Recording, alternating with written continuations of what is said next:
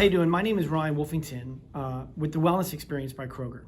I'm very fortunate to be here with our co-host, Slick Rick Seipert. How you doing, Ricky? Doing awesome. Thank you for having me. All right, so the Wellness Experience by Kroger was created in partnership with Grammy-nominated singer-songwriter Jewel, fulfilling a lifelong dream of hers to bring physical, emotional, and mental health to the masses, to democratize wellness, and to give everybody what she wishes she had as a child.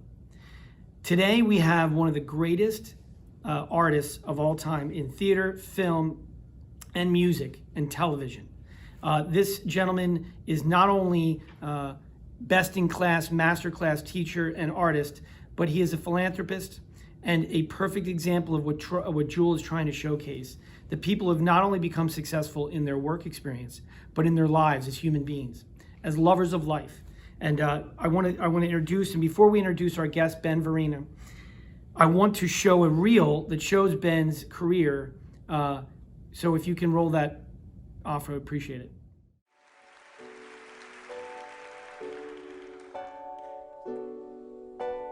Life is just a bowl of cherries. Don't take it serious. Life's too mysterious. You work, you save, you worry so, but you can't take the dough when you go.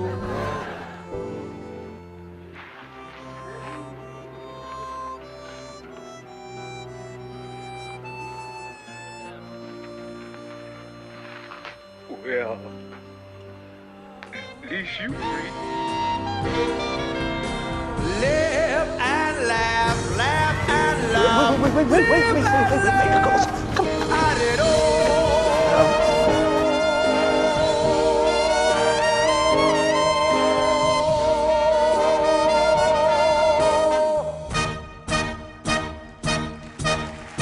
You ain't seen nothing yet, folks. 3, 4, 5, 6.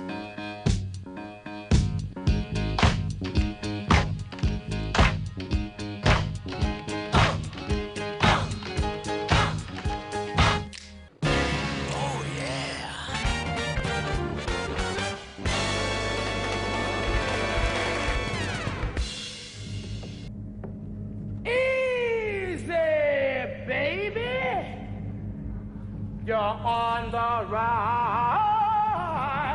It's a wrap.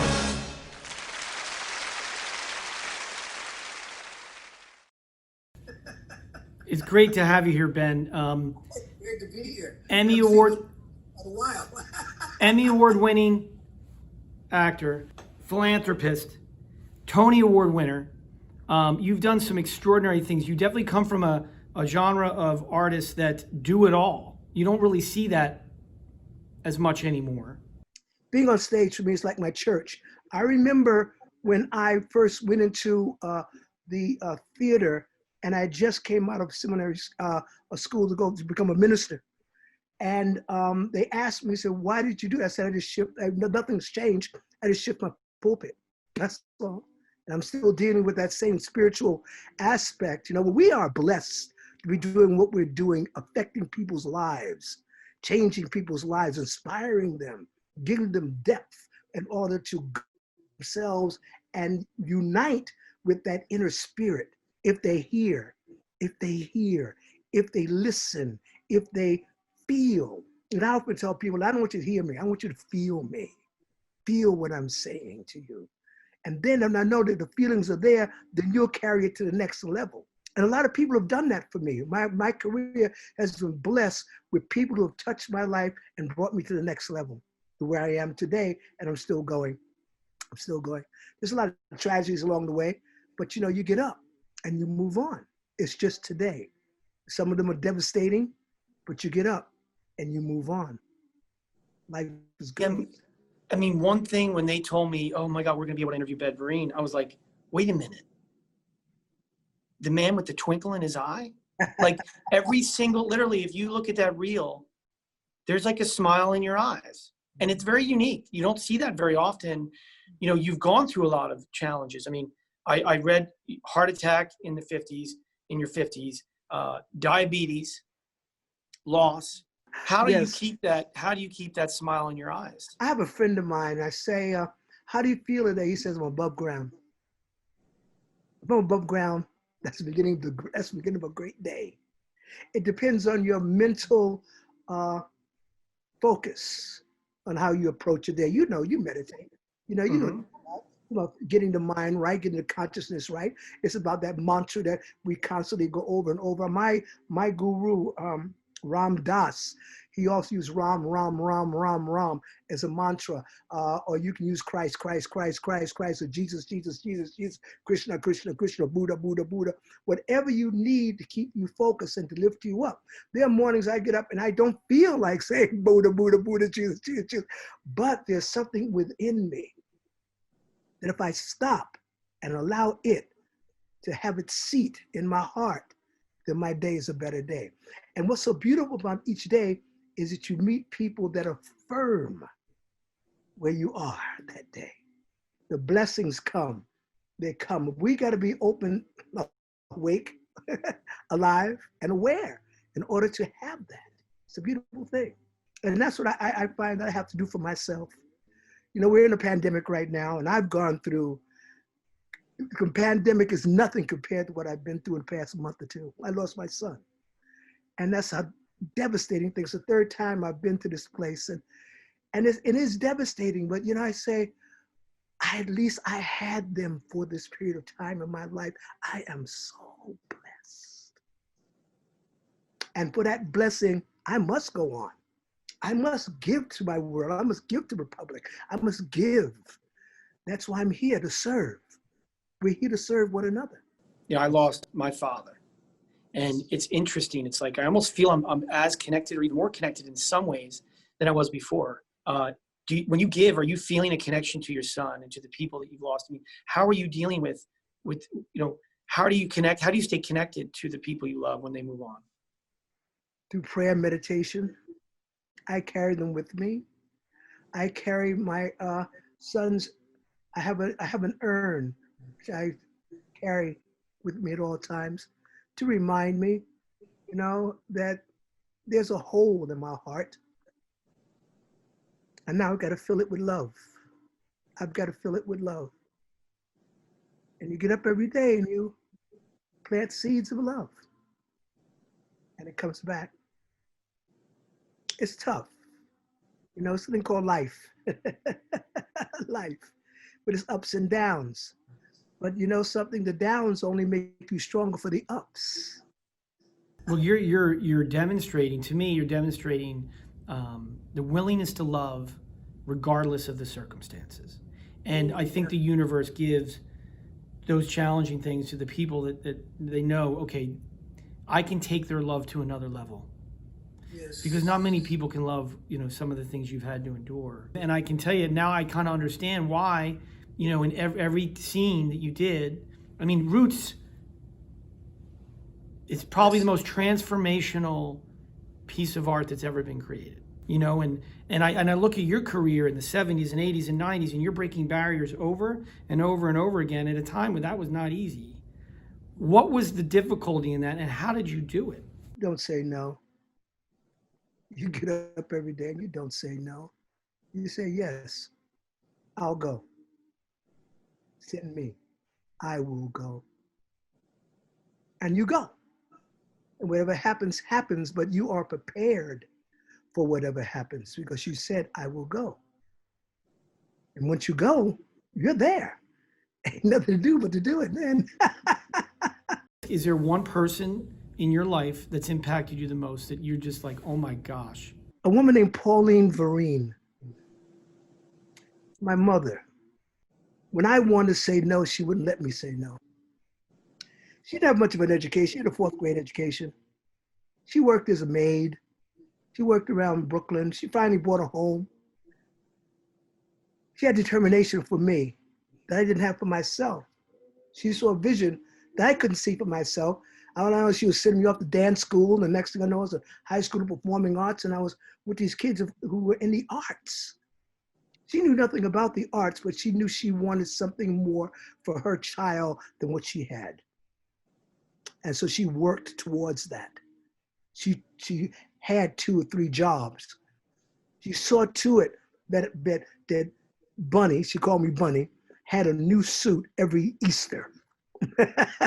Every Easter, he had a new suit. He was clean. She had a saying. She'd say, Bunny, we'd be sitting around a potbelly stove in those days in Brooklyn. No gas is all turned, lights are turned off. He was sitting there, and I'm sitting around the stove, and I'm cold. And she looked at me, and she said, son, if all we have to eat is a donut, you'll eat the donut, I'll eat the whole. That's a mother's love. So when you ask me who, yes, I've met some very kings and queens and very affluent people and billionaires, millionaires, emperors all over the world, but nobody has had the impact that Pauline Vereen has had on my life. So I want to turn it over to Slick Rick. Now, Ricky, Yes, Rick. I love that name. he's an extraordinary human being. Jewel has been a mentor of his for many years, and he got a scholarship to college. Like all young teenage, he's been through a lot of stuff, and he has a lot of the similar mindset that you have, which is why we chose him. That I forget how you put it, Slick Rick, but when I asked you, do you believe in getting upset and getting frustrated? Do you remember what you said? Getting frustrated is not going to get me anywhere, and so there's no point in spending time in that space. I mean, he's a young Ben Vereen. I'm just telling you right now. You just can't steal him from us because he's an extraordinary part of our organization. But I want to turn it over to him to have an opportunity to be mentored by you and to share your wisdom with him, but with all of our listeners. Thanks, Ryan. So yeah, Ben, one thing that you said that stood out to me was, I agree that society sort of teaches us how to make a living, but not necessarily how to live. And in Jules Inspiring Children Foundation, one of the most important ways that we learn how to live is through mindfulness and meditation. And I know you spoke and said that you pray, you meditate. And I just wanted to know, how do you stumble across that in your life, in your own life? My family are ministers. I found that out lately. My grandfather was the head of the Holiness Church, and so we, devotional services and church and that whole 9 yards has been my background. But then somebody said one day, be quiet, be still, and know. Be still and know. And when you find that place of being still, what does that mean? Be still. I can't be still. I got to know you can be still. Be still and have control. Have control. Once you get to that place of that silence, and you step into that space of peace, that place of understanding. And sometimes in our society, in our work day or whatever, we have to step back because people will frustrate you, big boy. People will rack your brain, I'm telling you. And you got to just step back. There's a saying, be among them, but not of them. Okay? Be among them, but not of them. Because of them is craziness. It's crazy. Step back. Know who you are in that space and breathe that peace in. And then go on. Then you go on, then you move on. Well, I can tell you, Ben, we've had hundreds of speakers and some of the most amazing people from all over the world. Yes. But I can say without even question, that was one of the most profound, if not the most profound conversation we've had to date. Oh, Your soulfulness and loving heart and smiling eyes are so infectious to people that you can not only be excellent at what you do, but you can be excellent at living. Yes. And you really are a beautiful example of that. So thank you very much. My pleasure. Thank you. And be good to yourselves. And we'll meet soon. Meeting you is one of the most extraordinary things I've ever experienced, and we will be meeting again. I like that very much. I welcome that. All right. God is open to that.